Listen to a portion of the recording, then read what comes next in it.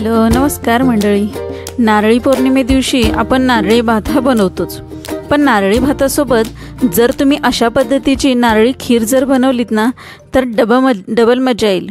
कारण इतकी सुंदर आणि टेस्टी ही लागते ना खीर की तुम्ही एकदा बनवलीत ना नेहमी तुम्ही अशी खीर बनवाल।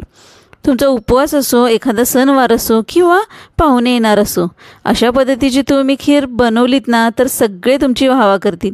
इतकी सुंदर आणि टेस्टी ही खीर बनते। अगदी साधी सोपी आहे, 5 ते 7 मिनिटात बनून तयार होते आणि चव मात्र अप्रतिम लागते। त्यासाठी बघा आपण इथं कढईमध्ये थोडंसं तूप घातलेलं आहे। 2 चमचे तूप घालायचं आणि पहिल्यांदा त्याच्यामध्ये आपण ड्रायफ्रूट तळून घेणार आहे। ड्रायफ्रूट तुमच्या अंदाजाने आणि तुमच्याकडे जे अवेलेबल असतील ते तुम्ही घ्यायचे आहेत। चांगले लालसर कलर येईपर्यंत भाजून घ्यायचे। त्यानंतर बघा अर्धी वाटी खोबऱ्याचं कीस घेतलेलं आहे। याची पाट काढून, जर काळीची पाट असते ती काढून जर तुम्ही किसलत तर चांगलंच आहे। आणि हे थोडंसं अगदी 2 मिनटं परतवून घ्यायचं आहे बघा। आणि त्यानंतर मी 1.5 ग्लास इथं दूध घातलेलं आहे। खूप जास्त इथं खोबरं वापरलेलं नाही आहे, कारण खूप जास्त दाटसर मला खीर नको आहे म्हणून।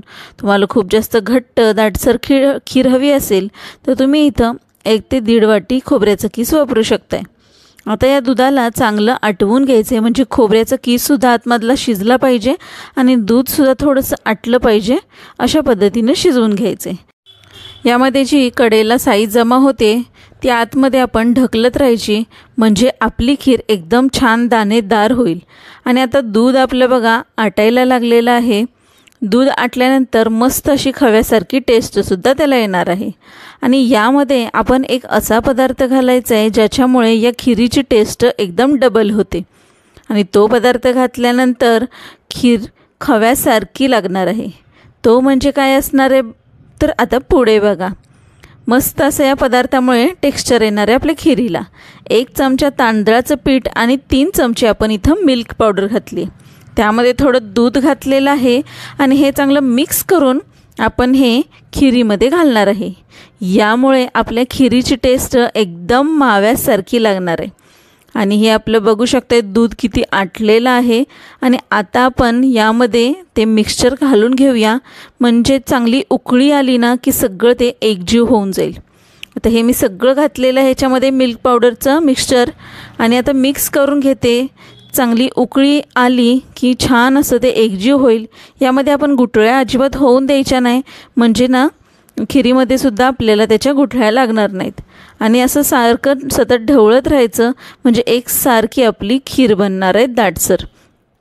खीर बनवताना बघा एकदम खूप जास्त दाटसरसुद्धा आपल्याला नको आहे आणि खूप पातळसुद्धा नको आहे। त्यासाठी आपण मीडियमच खीर बनवणार आहे। यामध्ये मी साखर घातली अर्धी वाटी। गोड तुमच्या अंदाजाने घाला, तुमच्या घरी किती गोड खातात त्यानुसार तुम्ही इथं गोड वापरायचं आहे। आणि मिक्स करून घेते आणि मस्त अशी आपली खीर तयार झाली। आता शेवटी आपण यामध्ये अर्धा चमचा आपलं वेलची पावडर घातली आणि आपण जे मागाशी ड्रायफ्रूट तळून ठेवले ते घातले।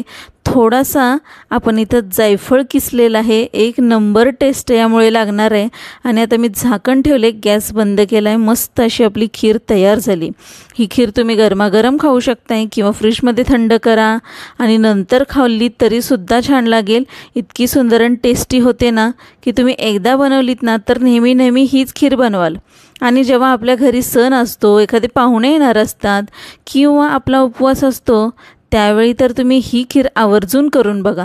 टेस्टी तर लागतेच लागते, पण पाहुणेसुद्धा ना इतकी वाहवा करतील ना, कारण इतर खिरींपेक्षा ही थोडी वेगळीच खीर आहे आणि त्याची टेस्ट पण 1 नंबर लागते। जशी थंड होते तसं ती घट्टसर होत जाते। त्यामुळे खूप जास्त घट्ट बनवू नका, थोडीशी पातळच बनवलीत ना तर ती थंड झाल्यानंतर चांगली दाटसर होणार आहे। आणि बघू शकताय 1 नंबर अशी आपली ही खीर तयार झाली। तुम्हाला कसा वाटला हो माझा व्हिडिओ? आवडला ना? तर तुम्ही या नारळी पौर्णिमेला ही अशा पद्धतीची नारळाची खीर नक्की बनवाल ना?